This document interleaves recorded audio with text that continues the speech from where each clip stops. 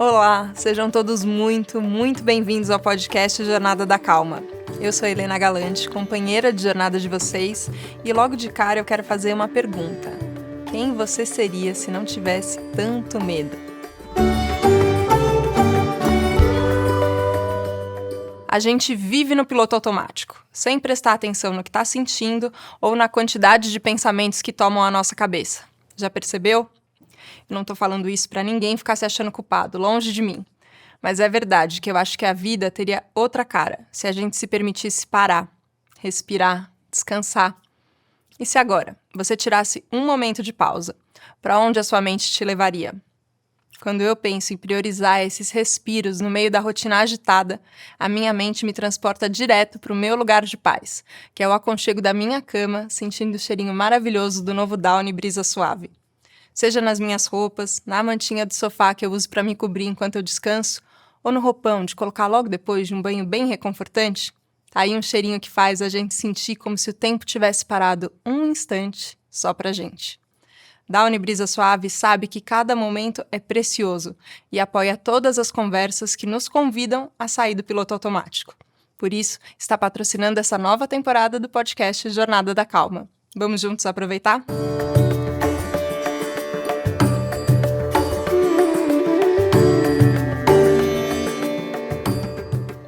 No segundo episódio dessa temporada suave do Jornada da Calma, também em vídeo, eu recebo uma das mulheres que eu mais admiro nessa vida e que eu gostaria que todo mundo mesmo conhecesse, a Ediane Ribeiro.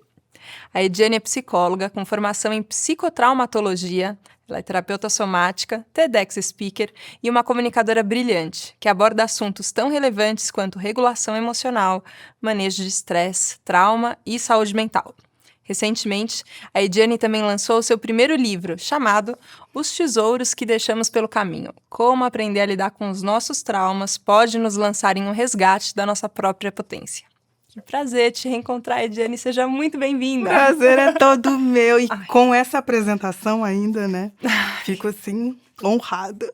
Eu tô emocionada. E eu aprendi com você que as nossas emoções são bem-vindas. São todas bem-vindas. Mas lendo o livro, talvez eu precise voltar um passo atrás e descobrir qual que é a diferença entre emoção, sensação e sentimento. Vamos começar de um abecedário? Podemos começar por aí. Essa classificação que eu vou me ancorar muito no trabalho da neurociência, especificamente do Antônio Damasio, é uma classificação que ela tem bordas não tão rígidas entre uma coisa e outra, mas nós podemos dizer que sensação, emoção e sentimento são informações de precisão diferente no nosso corpo. Então, a sensação é aquilo que está manifesto mais rápido fisicamente para nós. É o frio na barriga, é o nó na garganta, é o coração que acelera. É um conjunto de mudanças fisiológicas que o nosso corpo sofre quando estamos diante de algo que é uma novidade. Que pode ser uma novidade desafiadora, pode ser uma boa novidade, mas é um conjunto de alterações fisiológicas do nosso corpo dizendo: algo aconteceu aí, com você. Esse conjunto de alterações que envolve respiração, contração muscular, movimentos nas vísceras, que são as nossas sensações, quando eles ganham um orquestramento específico, quando algumas dessas sensações aparecem juntas de determinada forma, nós vamos dar uma legenda que é uma emoção. Então, a emoção é um conjunto de sensações que estão acontecendo no nosso corpo. Se eu tiver com medo, por exemplo, estou numa situação que me deu medo, é muito provável que a minha pupila vai dilatar para eu enxergar melhor no espaço, o meu coração acelera para mandar mais nutrientes para os músculos longos do corpo, a minha respiração se altera para oxigenar melhor. Então, tem várias coisas acontecendo no meu corpo quando eu estou com medo, e esse conjunto de reações, de sensações, eu legendo como medo, porque é um conjunto específico de sensações. Então, sensação e emoção são qualidades do corpo. Acontecem antes que a mente entre na jogada. A mente ainda não está participando desse processo, mas ela entra muito rápido. Milésimos de segundos, e aí parece que está tudo acontecendo junto. Mas é um mundo que vem depois do sentimento. Então, sensação físico, emoção, conjuntos de sensações, e o sentimento é quando esse conjunto de sensações começa a ganhar significado para mim. Então, vamos continuar no medo. Então, estou andando numa rua, vi um vulto atrás de mim e senti medo. Meu corpo se altera me comunicando que estou com medo. Começo a tremer, tenho alterações. Emoção do medo se manifesta. Quando eu começo a pensar, eu vou andar para lá porque ali tem mais luz, eu vou para aquele lugar, eu vou correr, não vou correr. Quando essa informação começa a ganhar sentido, eu estou no sentimento do medo. Então, eu venho de uma escola que não separa pelo nome. Tais são emoções, tais são sentimentos, né? O medo é emoção, Sim. o pânico é sentimento. Separa pela qualidade da informação. Então, uma informação mais corporal, mais física, emocional. Uma informação que ganha significado da mente, uma informação de sentimento. Posso dizer que o sentimento é uma emoção que passou pela razão, que passou pela mente. É uma qualidade mental, enquanto outra é comportamental. Agora, até de estar na sua presença e quando você está falando sobre sensações, sobre emoção, sobre sentimento, o nosso corpo faz parte da conversa, né? E que Faz bom que a gente está parte muito aqui da conversa. em vídeo presente, que a gente pode se encostar, porque de fato o nosso corpo faz parte dessa conversa toda, da nossa existência. Só que no dia a dia, e a correria, e a pressa, e tudo que a gente tem para fazer, a sensação que eu tenho é de um piloto automático que é quase como se não tivesse o corpo. Eu não tô percebendo esse corpo. É. O que que faz a gente entrar nesse piloto automático? O que que é esse piloto automático que a gente entra e tá todo mundo nele? Ou sou só eu que tô lá? Meu Deus do céu. Eu acho que você tá bem aí pra média, pelo que eu te conheço. Mas eu diria que esse é um estado, o piloto automático é um estado que é frequente na vida moderna. Ele é um produto da vida contemporânea. E aí eu tô pensando em história da humanidade. Não estou pensando na história moderna só da humanidade, quando eu digo produto da vida contemporânea. Porque se a gente pensar lá nos nossos ancestrais, das cavernas, lá no Sim. início da humanidade, o homem estava muito mais conectado com seus sentidos. Visão, olfato, audição. Isso dava informação e trabalhava com os instintos, porque senão não ia sobreviver. Né? Se os instintos não estivessem funcionando lá nas savanas africanas, ia acabar na boca do mamute, Questão de vida e provavelmente. morte, literalmente. Era uma questão de vida. À medida que a espécie foi evoluindo, nós fomos ganhando mais neocórtex, que é a sede da razão. Nós fomos ganhando a possibilidade, que é muito incrível, de projetar cenários na nossa mente. De criar uma realidade mental. De imaginar coisas, planejar futuro. Só chegamos como espécie até aqui, pensando que não somos a espécie mais rápida, com sentidos mais aguçados, nem a mais forte, porque nos organizamos em grupos e porque essa possibilidade de compartilhar o que está acontecendo dentro de nós, dentro da nossa cabeça, nos permite planejar coisas. Então, isso foi muito positivo. Porém, com esse caminhar da humanidade, a humanidade vai caminhando para um encantamento com esse produto mental, e se dissocia cada vez mais do corpo. Isso tem o auge ali nas eras positivistas, tem o auge um pouco ali na era de Descartes, por exemplo, com penso, logo existo, que os neurocientistas fazem brincadeiras hoje dizendo sinto, logo existo, porque o sentir vem antes do pensar. Né? A matéria-prima do pensar é o sentir. Sim. Só que isso, com uma vida que foi se tornando, e aí faço um corte dessa história para a nossa vida hoje, 2024, telas, aceleração dos tempos, ouvindo tudo em 2x e tentando dar respostas muito rápidas para tudo, essa mente acelerada me desconecta do meu corpo. Pensamento e sensação trabalham inversamente proporcional. Quanto mais eu estou no pensamento, mais desconectada eu estou das minhas sensações. Não é que elas não estão acontecendo. Elas acontecem o tempo todo no nosso corpo. Só que se eu estou muito na mente, eu não tenho um olhar para elas. Não consigo percebê-las. Se eu estou muito na minha sensação, meu pensamento dá uma desacelerada. São duas funções que funcionam inversamente proporcional. A nossa vida moderna privilegia o que é da mente em detrimento do corpo. Se a gente pensar na nossa formação escolar. Sim. A gente passa ali a maior parte do tempo, de quando aprende a ler até a faculdade, Só. trabalhando a cognição.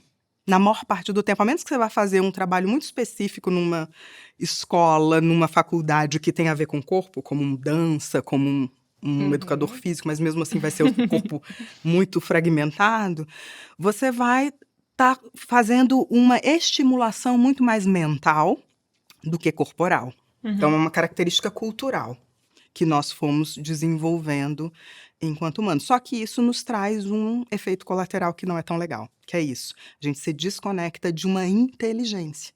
Porque o sentir, as sensações, são uma inteligência que nos informam sobre o mundo, nos informam sobre o que está acontecendo dentro de mim, porque elas podem ser disparadas por uma memória, um pensamento, e me informam o que está acontecendo fora de mim. Então, quando eu sinto raiva, isso faz com que eu tensione o meu maxilar, faz com que os meus músculos tensionem, que é a raiva se manifestando no meu corpo. Isso é informação. É informação ou que um limite meu foi violado, ou que eu estou diante de uma justiça. Quando a gente desconsidera essa informação, a gente fica com metade só da informação, que é a informação mental. E aí eu tento interpretar pela mente alguma coisa que, na verdade, deveria ser interpretado pela integração corpo-mente. Sim. E eu acho que tem a ver com isso, assim, a gente se distancia do corpo pela aceleração dos tempos, isso vem nos trazendo alguns problemas.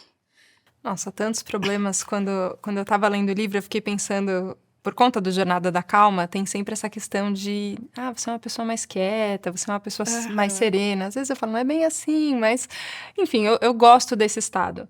Mas quando você traz um exemplo, por exemplo, de um bebê, de uma criança que é muito quieta, é muito É, quietinha, e você fala, talvez ali tenha já uma dissociação de é. não conseguir expressar uma necessidade. E que talvez o sinal de saúde não seja só ser tão calminho, quietinho, mas poder falar e expressar quando você tem alguma necessidade, quando algum limite foi violado. Isso. E eu olhei e falei, meu Deus do céu, todo mundo deveria saber isso. A gente cria criança sem saber, na verdade, quais são as nossas necessidades básicas como espécie. Quando a gente está falando de existência, de sobrevivência da nossa espécie, mas também de existir bem coletivamente. O que precisa ser suprido? Quais são as necessidades que a gente tem que suprir primeiro? Ai, pergunta difícil, mas vou tentar organizar minha cabeça para trazer essa resposta. Eh, Pegando o gancho do que falei antes, né, que nós fomos nos dissociando das sensações, dessa percepção do corpo, e com isso a gente fica sem uma informação importante do que está acontecendo dentro de nós, isso vai gerando estresse.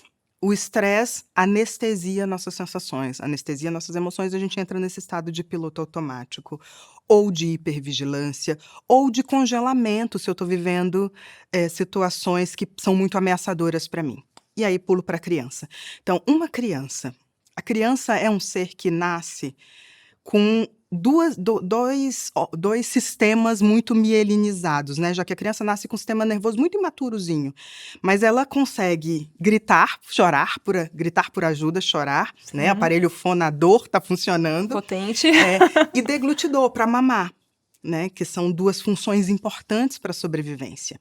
Então, essa função do se manifestar pelo choro, pelo grito, por exemplo, ela é uma função de sobrevivência no humano, porque é a forma de comunicação pré-verbal, antes do Uhum, desenvolvimento da linguagem. uhum. E aí, por isso que quando a gente tem um bebê muito quietinho, uma criança que ainda não desenvolveu linguagem, muito quieta, fala, não chora nada, quase esqueço que ela está no berço. A terapeuta de trauma até arrepia. Porque é muito cedo para uma criança estar tão quieta, porque essa é a forma que ela tem de se comunicar com o mundo. Porque todas as necessidades serão conforto e desconforto. Não tem qualificação das Sim. necessidades para uma criança muito pequena, já que ela ainda está em desenvolvimento do córtex, que vai significar Uhum. tudo isso. Então, ela sente dor de estômago, choro, ela sente dor de dente, choro, ela sente fome, choro, ela sente necessidade de acolhimento, afeto, choro.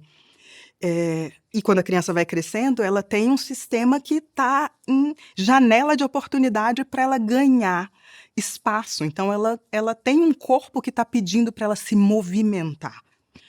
Uma criança que muito cedo não está destituída dessas funções, pode ser, quando a gente fala em humano, a gente não faz afirmações causais, mas pode ser uma luz amarela para um corpinho já em estado de estresse muito elevado, que esse estresse subiu tanto que essa criança já começa a entrar em congelamento, que é uma proteção do nosso corpo para esse estresse que sobe demais. Então a sensação fica tão forte, tão forte, tão forte.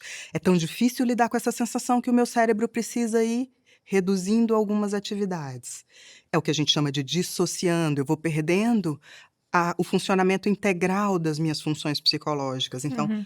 a forma de perceber as sensações, senso-percepção, ela tem que estar conectada com a atenção, está conectada com a memória, para que eu consiga entender o que está acontecendo comigo. Sob estresse muito elevado, isso tudo vai parando de conversar. Essas funções vão parando de conversar. E aí eu paro de perceber que eu estou com dor, eu paro de perceber que eu estou com frio, eu paro de perceber que eu estou sofrendo. Isso é a dissociação. E se ela começa muito cedo numa criança, isso pode cronificar no adulto e gerar diferentes repercussões. Por isso que as necessidades chegando finalmente em sua pergunta, as necessidades essenciais a serem supridas desde muito cedo, elas vão além das necessidades básicas de sobrevivência. As necessidades básicas de sobrevivência, elas são importantes. Alimentação, higiene, proteção. Mas para ter tudo isso, é preciso uma necessidade anterior, que é vínculo. A criança ela precisa ter um adulto significativo com quem se vincula, que faz o vínculo seguro com ela, que vai atender essas necessidades e as necessidades também de afeto, amor, atenção, proteção. A gente já tem estudos tão lindos hoje em dia que falam, por exemplo, de mães que amamentam olhando para seus filhos e bebês que foram amamentados sem o contato visual e a diferença que isso faz no sistema de estresse dessas crianças. Então, afeto é uma grande necessidade. Se a criança consegue ter um ambiente seguro para explorar essas necessidades, ela consegue acessar a segunda importante, que é a autenticidade, que é o acreditar no que eu sinto e me manifestar a partir disso. Nossa, a gente fala de muitas coisas e eu sempre fico assim, com vontade de pegar um caderninho e anotar, mas eu falo, não, porque essa teoria, esse conhecimento, essas palavras que você fala, eu tenho que deixar chegar no meu corpo. E tem que virar um conhecimento incorporado, que eu nunca tinha pensado nessa expressão que você usa e eu achei maravilhosa. A gente talvez tenha que mudar também o jeito que a gente aprende as coisas, porque é isso, assim, porque a minha cabeça vai direto para eu quero um papel e uma caneta. Mas aí eu fico falando, não, convida para ficar aqui. Fica aqui, deixa chegar inteiro o que está sendo Isso. falado. Tem esse jeito de aprender que ele pula do papel, talvez, e ele deixa chegar no corpo inteiro?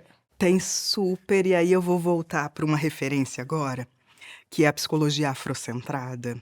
Eu tive recentemente, vou dar referência para não ficar com os créditos, eu vou fazer uma fala agora do Bruno Reis, um psicólogo muito querido, que trabalha com psicologia afrocentrada, e ele traz justamente o quão esses conhecimentos, esses saberes ancestrais e que hoje já são atualizados, que às vezes não chega para nós, porque o nosso conhecimento ele chega mais filtrado ali, eurocentrado ou norte-americano, eles valorizam o sentir. Então, dentro dessas abordagens, você vai ter a experiência sentida como sendo o primeiro passo do aprendizado. Então, primeiro você sente, e aí você sente com todos os sentidos. Então, o conhecimento, ele entra por todos os sentidos. A gente cheira conhecimento, a gente vê conhecimento, a gente escuta conhecimento, a gente sente conhecimento pelo toque. E aí, a partir dessa experiência sentida, essa matéria-prima do sentir, você pode ir para a oralidade. Eu posso falar sobre isso que estou sentindo. Porque aí eu tenho uma percepção do que sinto, eu posso falar sobre isso. Sobre isso que estou aprendendo, que é a existência no mundo. Que é um texto que leio, que é a conversa que estamos tendo, que é qualquer coisa. E aí, quando eu falo sobre isso, eu posso ir para a escrita. Eu posso produzir a partir disso. Então, dentro da psicologia afrocentrada, a aprendizagem passa por esses estágios. E para mim faz muito sentido pensar sobre isso, porque se eu faço uma ponte disso com a teoria que trabalho, que tem mais impacto, né, sofre mais influência das neurociências, da neurobiologia interpessoal, a gente vai ter um raciocínio muito parecido, que é tudo que virou percepção consciente antes foi sentido pelo corpo. Então eu acho que sim, a gente precisa revisar muita coisa sobre. A gente precisa revisar muita coisa de muita coisa. De muita coisa de tudo, mas sim. Na vida moderna, porque tem um monte de coisa que nos ensinaram que a gente está vendo que não está funcionando, né? Senão não Sim. estaríamos nesse mundo com tantas incoerências e contradições, e principalmente tanta violência, que não é natural do humano ser violento com o humano. Uhum. Então isso é uma distorção, isso é um humano alterado pela dor. E se a gente então volta para repensar como aprendemos, como nos relacionamos, como amamos, como respiramos, como lidamos com o mundo, eu acho que passa por recuperar a conexão com o corpo, acho que passa Sim. por recuperar a experiência com o sentir, passa por recuperar esse conhecimento que vem do sentir as experiências. E sentir pode ser como disse qualquer coisa, pode ser eu estou lendo um livro, eu estou sentindo, estamos conversando, eu vou primeiro sentir ao invés de pensar qual é a referência, como é que eu entendi isso. Então sente como isso te afeta, né? Os afetos, eles existem para nos comunicar como o mundo nos afeta. Uhum. Então eu acho que a gente tem que repensar a aprendizagem, sim. E aí estou falando de forma objetiva, estou falando para escolas, Sim. instituições, acho que a gente precisa repensar isso. Para adoecer menos, porque Sim. é uma das causas pelas quais estamos adoecendo muito. Com certeza. Eu acho brilhante te ouvir falar e sentir tudo que você está trazendo, porque você fala de trauma e às vezes isso, assim, ó, a gente ainda não trouxe ele para o centro da conversa como uma palavra, até porque eu entendo que ela tem um peso também, né? Que quando a gente fala trauma, tem uma vontade de fuga que parece que é acionada quando a gente está falando essa palavra. Mas eu acho que agora a gente já está chegado, já está incorporado aqui, já está tudo bem para a gente poder falar o que é trauma e o que é traumatização também, porque eu também descobri, lendo você, que não são a mesma coisa. Não são. É tão real isso que você falou que eu tentei fugir dessa armadilha no título. Eu não usei o trauma no título principal do livro para tentar fugir um pouco dessa resistência que as pessoas têm quando escutam a palavra trauma, porque ela traz um peso. E grande parte das pessoas, quando eu faço essa pergunta para alunos, para pessoas que acompanham o meu trabalho de alguma forma, o que é trauma para você? O que vai vir é uma experiência impactante, emocional, que muda a vida entre antes e depois. Então, quando nós pensamos em violências, negligências, abusos, acidentes graves, é fácil identificar essas situações como potencialmente traumáticas. E elas realmente o são. Potencialmente traumáticas. Eu digo potencialmente porque o trauma não é a situação. O trauma é o que acontece dentro de nós, em função da situação. É como o nosso corpo, a nossa mente, e para quem quiser incluir, o nosso espírito, reagem diante daquele evento inesperado, desafiador, que pode ter acionado emoções como medo, culpa, vergonha, e que me deixou principalmente uma sensação de que eu estou sem saída. Alguma sensação de isolamento. Então, trauma tem a ver com desafio, algo que o nosso cérebro, o nosso corpo e a nossa mente percebem como um desafio, ou um perigo, ou uma ameaça, e respondem a isso acionando o nosso sistema de estresse, e nos causa, pelo menos inicialmente, uma sensação de desamparo. Então, o trauma é essa experiência em que eu me sinto em desamparo, que não precisa ser extraordinária. O trauma faz parte da vida, ele é o ordinário da vida. Ele não é o extraordinário da vida. Porque mesmo que dê tudo certo, mesmo que nós consigamos vencer traumas que, além de traumas, são crimes, violências, negligências, abusos, mesmo que dê tudo certo, a vida nos apresenta uma sorte de desafios, né? Adoecimento nosso e dos nossos, perdas, lutos, sensações, sentimentos como vergonha e culpa diante de uma situação cotidiana do dia a dia, pode ser traumática, um problema financeiro, a ruptura de um relacionamento. Então são muitas adversidades que nós vivemos no cotidiano, porque elas fazem parte da existência e que podem ser traumáticas.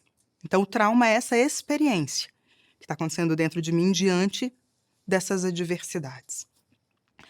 A traumatização é quando esse trauma, isso que aconteceu enquanto estou vivendo um evento potencialmente traumatizante, perdura no tempo em forma de sinais ou de sintomas ou de comportamentos.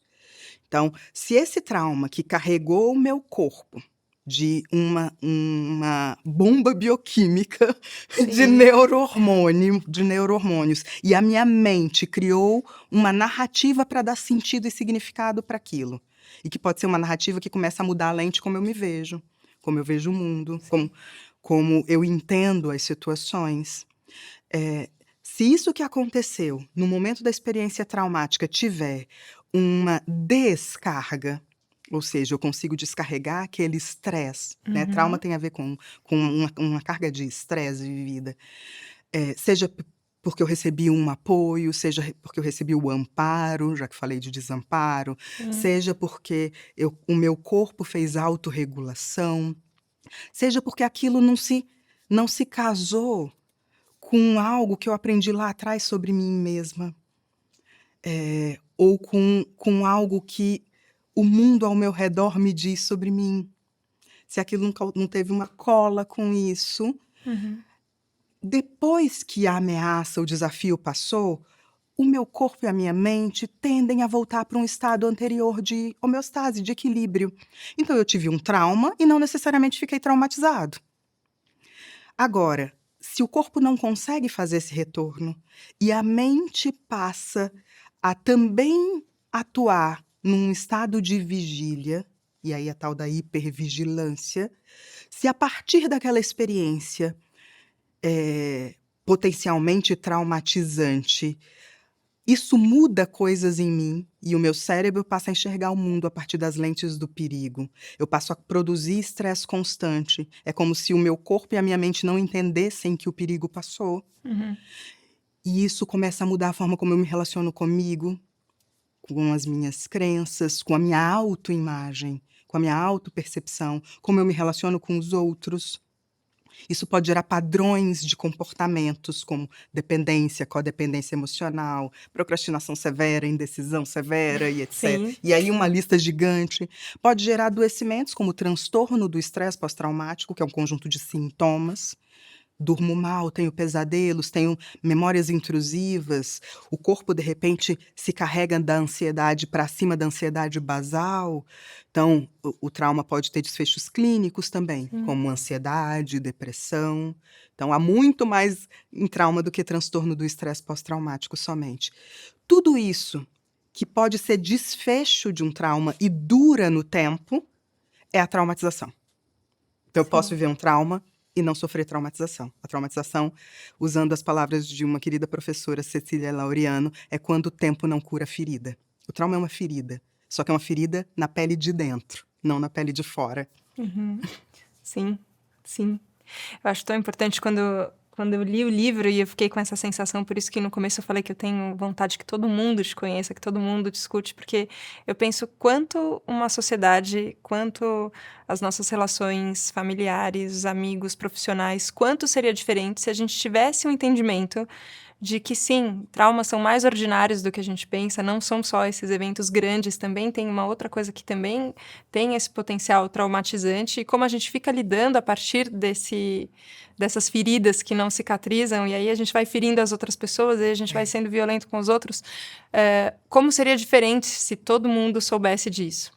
Mas principalmente da forma como eu sei que tem outros estudiosos de trauma que talvez tenham abordagens diferentes, mas o que eu sinto da sua abordagem é que por mais que tenha a dimensão e o impacto do que isso significa, não é que tá tudo bem, olha como a gente está vivendo, não é que tá tudo bem, você sempre traz um ponto de vista que tem uma parte sua que antes dessa dor muito grande acontecer, ela ainda tá ali intocada.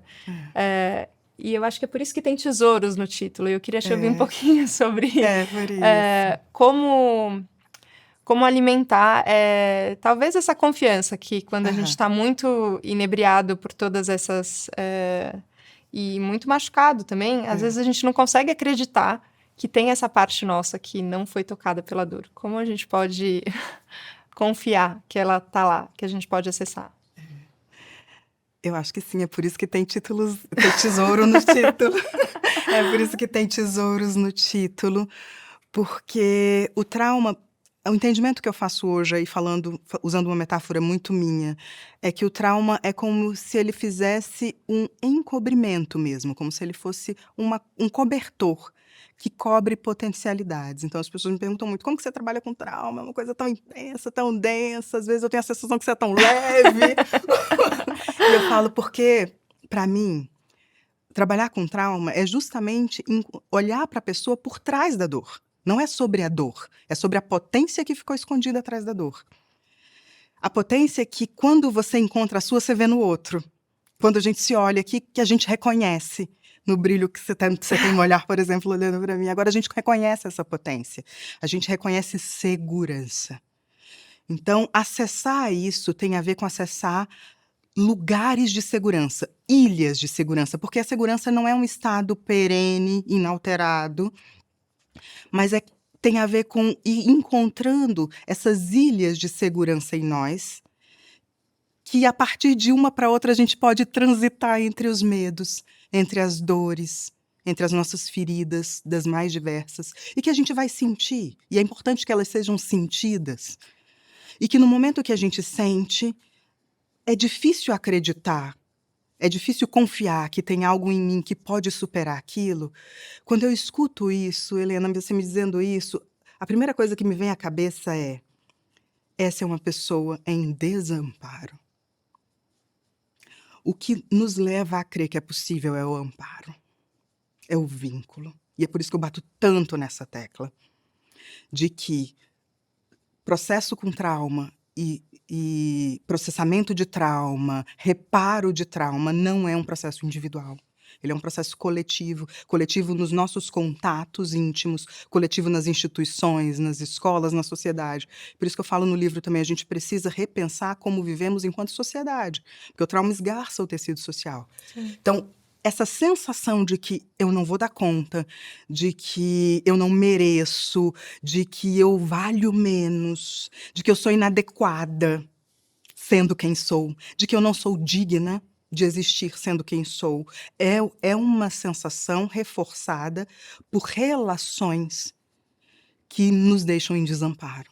Se a gente tiver relações que nos amparam, se eu tiver um olhar que olhe para mim como você está me olhando agora, e que me veja como possível, eu consigo acessar em mim também essa força de possível. Nós somos seres da relação, nós criamos identidade nos relacionamentos, nós criamos conexão e vínculo para nos sentirmos também mais humanos. Isso é uma das coisas que nos torna humanos, é a possibilidade de nos conectarmos. E eu vejo poucas coisas mais efetivas para redução de estresse, para processamento de trauma, para recuperar essa confiança do que vínculos de segurança. Então, o que eu digo sempre, isso é fácil? Não, porque não depende só da gente, depende de, quando eu falo em vínculo, eu estou falando minimamente de uma díade, né? Estou falando minimamente de duas pessoas.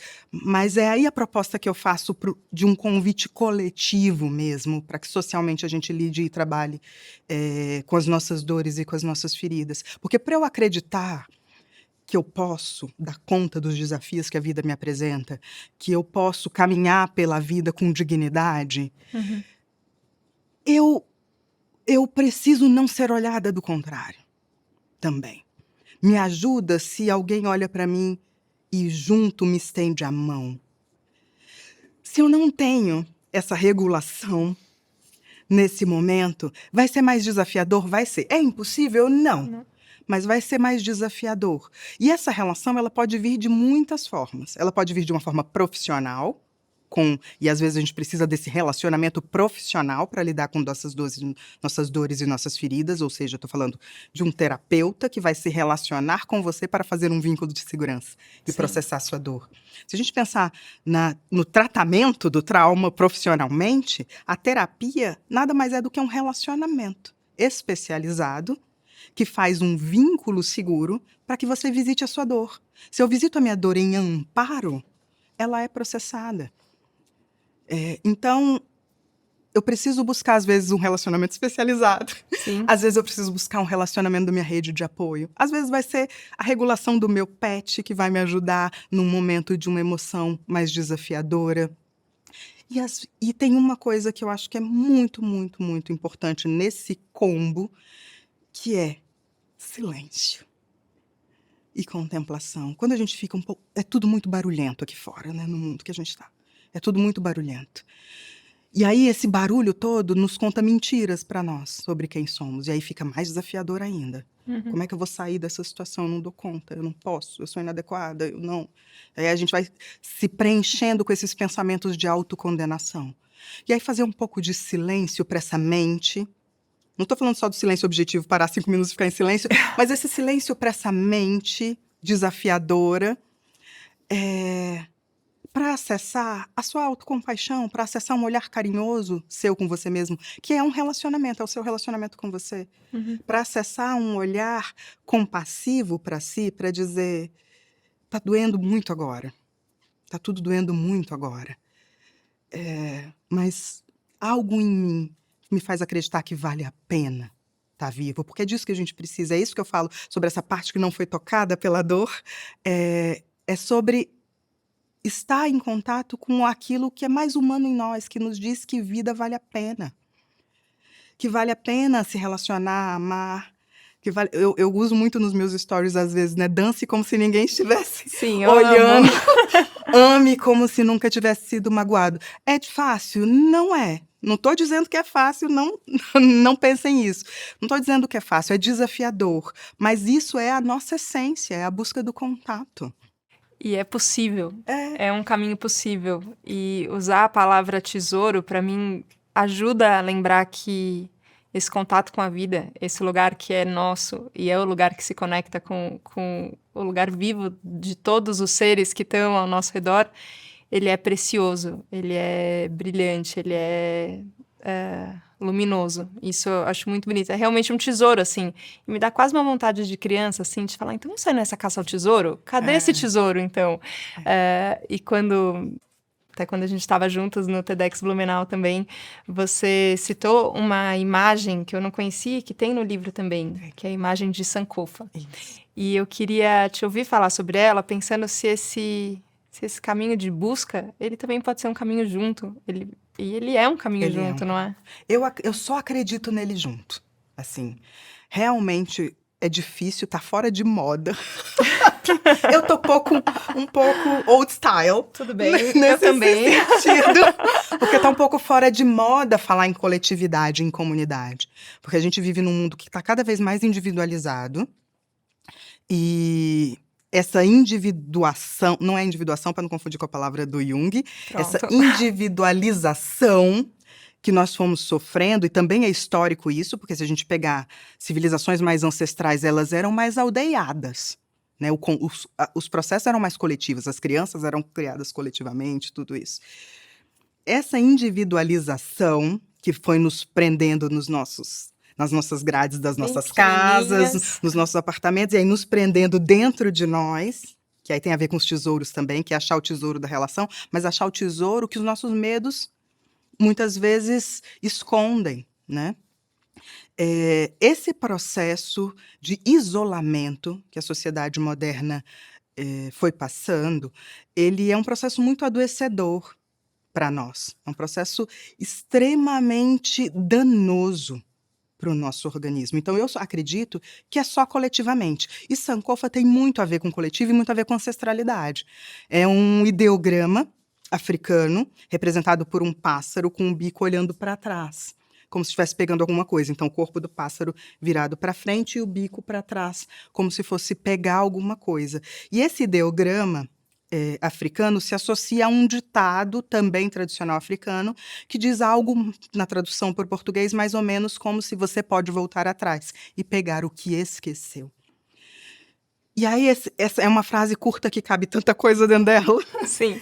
Porque me remete à ancestralidade, a você se conectar com as partes potentes da sua ancestralidade, de quem veio antes de você, de quem pavimentou caminhos para vocês. Não é sobre repetir coisas, é se conectar com a parte potente dos nossos ancestrais. Então, eu tenho uma ancestralidade negra, por exemplo, e eu estou num país onde, na escola, eu aprendo a história ditada da escravidão para frente. Eu tive que buscar por conta própria a história real dos meus ancestrais, dos impérios africanos, por exemplo, a história de potência, de uma ciência produzida em África, que a época que a psicanálise ganhava corpo no mundo era muito mais parecida com a neurociência que a gente produz hoje do que qualquer outra coisa. E ao me conectar com essa história de potência dos meus ancestrais, de não vê-los só pela lente da submissão, do subjugamento, eu consigo entender quem sou. E aí eu consigo, no aqui e agora, na modernidade, atualizar e avançar no tempo. Então, quando eu olho para trás e pego o que esqueceu, eu estou falando de pegar esse passado que é ancestral e é o ancestral de cada um, de todo mundo, e usar isso como potência para caminhar para frente, não usar como repetição, nem usar como potência para ir adiante. E eu posso olhar também para Sankofa não só como esse lugar de que o passado nos ensina sobre o futuro. Outra frase de Bruno Reis que eu ouvi recentemente. O passado nos ensina sobre o futuro. Então, de repente, lidar melhor com a natureza, que a gente está lidando muito mal, quem vai nos ensinar eram os povos originários que lidavam super bem com a natureza. Ancestrais de todos nós, brasileiros. Sim. Então, olhar para o passado nos ajuda a entender o presente, nos ajuda a lidar melhor com o futuro e nos ajuda a inovar, a fazer coisas diferentes. E quando eu volto e busco o que ficou para trás, eu também posso olhar para essa trajetória individual. Então, quando eu volto na minha história de traumas complexos, por exemplo, e olho para quanto tempo eu fui uma criança que era considerada tímida, que não falava, de mutismo seletivo, um diagnóstico que a gente usa para criança que não fala, né? Mas não tem uma questão orgânica envolvida. O quanto tempo que eu me achei uma pessoa reativa, o quanto tempo que eu me achei uma pessoa rígida, endurecida. Isso foram muitos anos da minha vida vivendo nesse modo de respostas traumáticas fixadas. Então, quando eu volto atrás na minha história e eu começo a processar essas dores, eu encontro também tesouros que eu posso voltar e buscar, Sankofa. Eu encontro uma comunicação, eu encontro uma afetividade que eu não sabia que tinha, que eu descobri já agora, mais madura. Mais madura. Então eu vou encontrando potência, que é isso que a gente vai encontrar por trás da dor, uma potência que foi bloqueada. Atrás da dor sempre vai ter potência bloqueada. É como um rio. O rio está correndo lá e, de repente, vem uma barragem. O trauma é a barragem. Quando você tira essa barragem, essa água vai correr com mais força. Então, por trás da dor, o tesouro é potência, para todos nós. E a gente é banhado pela sua potência, Diane. Não sei se você sabe o impacto fisiológico que você tem na nossa presença. Eu agradeço tanto, e lendo o livro eu conheci tão mais da sua história, e eu convido as pessoas também a lerem os tesouros que deixamos pelo caminho para poder conhecer um pouco mais da sua história. Mas lendo, eu senti tanta gratidão por mesmo caminhos tortos, assim, as coisas vão acontecendo de maneiras que a gente não tem nenhum controle e a gente é afetado por elas e às vezes não, inevitavelmente acaba sofrendo, mas você ter seguido no caminho e chegado aqui hoje e poder compartilhar tudo isso com a gente é digno de uma gratidão que eu não consigo expressar em palavras. Então vou dizer obrigada mesmo por você ter escrito o livro, por você ter topado estar aqui no Jornada da Calma, por você existir. Obrigada. Eu agradeço, fico emocionada, eu fico emocionada, você é uma pessoa que eu gosto muito, já falei isso muitas vezes pra você individualmente, o que você me convidar eu vou sem saber o que é, no caminho eu pergunto, porque eu aceito, porque realmente tem coisas que a gente reconhece, né? E eu acho que é isso, o nosso vínculo ele foi reconhecido, não foi criado, ele foi reconhecido. E eu sou uma grande admiradora do seu trabalho, Helena, obrigada mesmo. Eu fico muito feliz com as suas palavras pelo livro, porque o livro realmente ele traz algumas autorrevelações. Não era esse livro que eu escreveria no começo. Eu escrevi um livro técnico para especialistas. De repente, um dia sentei e fui escrever, não era para o livro, e de repente eu vi que era outro livro. Precisava ser escrito, então... Para quem está em casa, é um livro sobre trauma, mas ele traz uma mensagem da forma mais gentil que eu pude colocar. Para ser gentil com quem for ler e com algumas histórias minhas. E essas histórias têm um objetivo também específico, que é funcionar de amparo. Quando eu exponho momentos meus no livro, eu estou querendo fazer companhia para esse leitor, como se a gente estivesse tomando um café. para que ele possa também, para essa leitora e esse leitor possam também visitar os seus momentos desafiadores e descobrir os seus tesouros. Obrigada por isso, Ediane. E obrigada a você, ouvinte, companheiro da nossa jornada, que entrou aqui nesse caça ao tesouro maravilhoso. Obrigada por tanta abertura, obrigada por tanta confiança. E a gente se vê na próxima segunda, no próximo Jornada da Calma, oferecido por Downy Brisa Suave. Tchau, tchau!